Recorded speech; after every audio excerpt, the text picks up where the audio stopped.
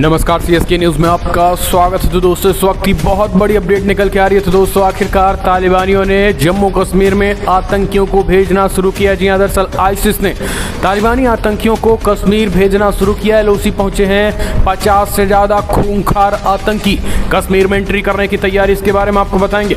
दूसरी बड़ी अपडेट निकल के आ रही है, मोदी सरकार ने तालिबान के खिलाफ सेना उतारने का किया ऐलान। बहुत बड़ी अपडेट, तालिबान नहीं सुधरा तो दिसंबर 2022 में भारत के पास मिलिट्री एक्शन के लिए तैयार हैं हम। ये बहुत बड़ा स्टेटमेंट निकल के आया है विदेश मंत्रालय की तरफ से तालिबान के खिलाफ। तो दोस्तों, ये भी हम आपको बताएंगे कि कैसे तालिबान के खिलाफ सेना उतारने की तैयारी में मोदी सरकार। तो वहीं पंजशीर घाटी में कई मोर्चों पर छिड़ी जंग के बीच 40 लड़ाके फिर से ढेर कर दिए गए हैं। 2 घंटे के अंदर 100 छोड़कर भाग गए तालिबानी लड़ाके। पंजशीर के शेरों ने मुंह की खवा दिया। तो दोस्तों, एक एक करके खबरें जो 2-3 आई हैं वो आपको जान लेना बेहद जरूरी है, और कैसे कश्मीर को लेकर तालिबान साजिश रचना शुरू कर दिया। तो दोस्तों, जाने के, लेकिन उससे पहले एक छोटा सा निवेदन, अगर आपने चैनल को सब्सक्राइब नहीं किया तो चैनल को सब्सक्राइब करो। और अगर आप भी मानते कि प्रधानमंत्री नरेंद्र मोदी के नेतृत्व में चीन और पाकिस्तान हो या फिर हो तालिबान, करारा जवाब मिलेगा। तो इस वीडियो को लाइक करके अपना समर्थन दर्ज कर। दरअसल पहली बड़ी अपडेट निकल के आ रही है। तो दोस्तों, बड़ी अपडेट निकल के आ रही है, जम्मू कश्मीर में आईसिस खुरासन ने भेजे एलओसी पे पहुंचे 50 खूंखार तालिबानी आतंकवादी। जम्मू कश्मीर में एंट्री की कर रहे हैं तैयारी, अस्थिर करने की हो गई है पूरी तैयारी। दरअसल अफगानिस्तान में तालिबानी हुकूमत से पाकिस्तान बेहद उत्साहित है। पाकिस्तानी खुफिया एजेंसी इंटर सर्विसेज इंटेलिजेंस यानी ISI ने भारत के खिलाफ फिर से साजिश रचना शुरू कर दिया है। खबरों के मुताबिक ISI तालिबानी आतंकियों को कश्मीर भेज रही है। करीब 40 से 50 खूंखार आतंकियों को ट्रेनिंग देकर एलओसी के पास भेजा गया है, और वो बस जम्मू कश्मीर में एक तरीके से घुसने की फिराक में है। आने वाले दिनों में आतंकी कई बड़े पैमाने पर घुसपैठ की वारदातों को अंजाम दे सकते हैं। दरअसल आपको बता दें कि ये खबरें अलर्ट हुई हैं, भारतीय एजेंसियां, भारतीय खुफिया एजेंसियों ने भी अलर्ट किया है। अफगानिस्तान पर तालिबान के कब्जे के बाद पहली बार ISI की भारत विरोधी साजिश के स्पष्ट संकेत मिल गए हैं। पता चला है कि 40 से 50 आतंकवादियों के गिरोह में रावलकोट से कुछ के सामने कहूटा के पास लाया गया है। सभी आतंकियों के अफगान मूल के होने की खबर है। इस जानकारी के बाद भारतीय सुरक्षा एजेंसियां अलर्ट हो गई हैं। सीमा पर जवानों को चौकस रहने को कह दिया गया है। इस बीच अगर बात करें हम, तो कश्मीर में घुसपैठ के इरादे से आतंकियों को सिविल बसों से एलओसी तक लाया गया है। सभी जैसे मोहम्मद में शामिल होकर कश्मीर में दाखिल होने का प्रयास कर सकते हैं। अफगानिस्तान पर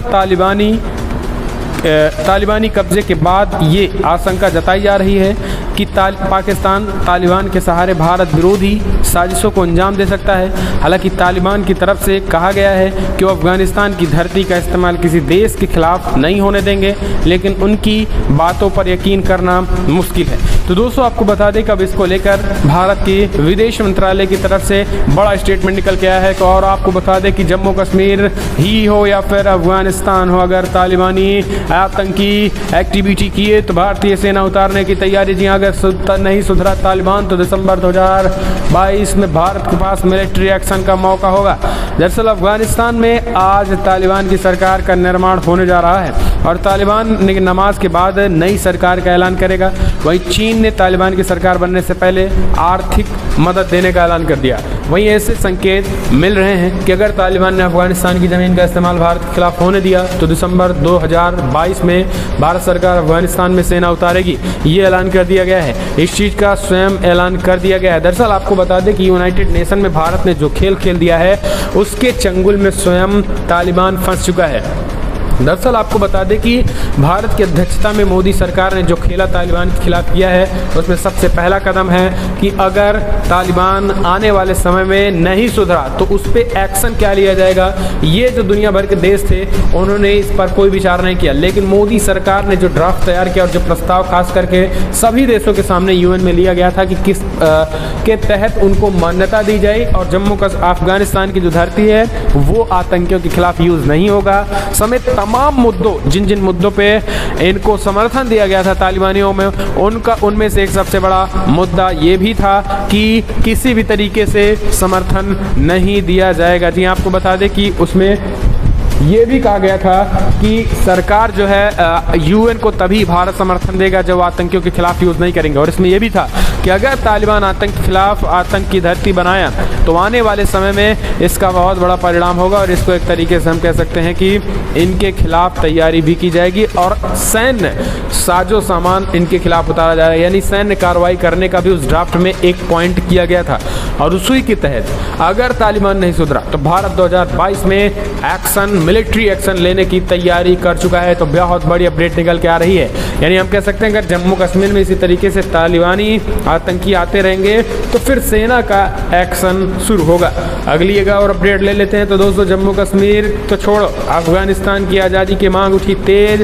पंजशीर घाटी से जो आग निकली वो पूरे अफगानिस्तान में पहुंच रही, जगह जगह विरोध प्रदर्शन हो रहे हैं। इसके साथ ही पंजशीर घाटी में नॉर्दर्न अलायंस ने तालिबान के 40 लड़ाकों को फिर से ढेर कर दिया है। जी हाँ, भाग गए हैं लाशों को छोड़कर तालिबानी लड़ाके। अफगानिस्तान में तालिबान एक तरफ सरकार बनाने की तैयारी में जुटा है तो दुनिया के साथ अपने संबंध स्थापित करने की बात कर रहा है, लेकिन दूसरी तरफ पंजशीर इलाके में वो अभी भी कब्जा नहीं जमा पाया है। ऐसे में यहाँ लगातार जंग जारी है। सोमवार को ही पंजशीर में तालिबान और नॉर्दर्न अलायंस के लड़ाकों के बीच जंग चल रही है। पंजशीर के अलग अलग इलाकों में तालिबान द्वारा घुसपैठ की कोशिश की जा रही है। हालांकि नॉर्दर्न अलायंस की माने तो अभी तक तालिबान अपनी किसी भी कोशिश में सफल नहीं हुआ है। नॉर्दर्न अलायंस का कहना है कि पंजशीर के हर एंट्री पर हमारी नज़र है। सोतुल में तालिबान की ओर से घुसपैठ की कोशिश को हमने नाकाम कर दिया है। इस बीच अगर बात करें हम तो तालिबान और नॉर्दर्न अलायंस के बीच यहाँ पर गोलीबारी हो रही है। लगातार मुठभेड़ जारी है और इस बीच नॉर्दर्न अलायंस का कहना है कि जहाँ पर गोलीबारी हुई वहाँ करीब 40 से अधिक तालिबानी लड़ाकों के सौ पड़े। बाद में हमने उन्हें वापस लौटने की कोशिश की। हालांकि राहत की बात यह रही कि गुरुवार को दोनों पक्षों में कोई गोलीबारी नहीं हुई। पंजशीर में लड़ाई से इधर तालिबान के सामने एक चुनौती भी ये भी थी कि उनको लड़ाकों का काबुल में इलाज नहीं हो पा रहा है, क्योंकि काबुल के कई हौसलों में अभी स्टाफ काम नहीं लौटा है। यही कारण है कि तालिबान को नॉर्दर्न अलायंस के साथ कई मोर्चों पर जंग को लड़ना पड़ रहा है। तालिबान और नॉर्दर्न अलायंस के बीच पहले बातचीत की कोशिश भी की गई। शेर पंजशीर अहमद शाह मसूद के बेटे अहमद मसूद ने ऐलान किया था कि बातचीत कर मुद्दों को हल करना चाहते हैं, लेकिन दोनों पक्षों में कोई समझौता नहीं हुआ। तो ये एक तरीके से हम कह सकते हैं कि बातचीत के जरिए मसला नहीं हल हुआ है। इस वजह से तालिबान लगातार अपने लड़ाकों को भेज रहा है और ये दावा कर रहा है कि हमने कई तरफ से तालिबान नॉर्दर्न अलायंस और खासकर पंजशीर को घेर लिया है, जबकि तालिबान और खास करके नॉर्दर्न अलायंस का दावा है कि हमने कई तालिबानियों को ढेर कर दिया है। तो ये कहीं ना कहीं अपने आप में अभी भी टकराहट जारी है। तो दोस्तों, बड़ी खबरों में इतना है, लेकिन अगर आप मानते हैं कि फिलहाल जम्मू कश्मीर में कोई भी तालिबानी एंट्री करेगा तो सीधा 72 होड़ों के पास जाएगा और भारतीय सेनाओं पे गर्व है, विश्वास है, भरोसा है। तो इस वीडियो को लाइक करके अपना समर्थन दर्ज करें। इस देश की इंडियन आर्मी के लिए जय हिंद लिखना मत भूलिएगा। तो दोस्तों, इस वीडियो में इतना ही। जय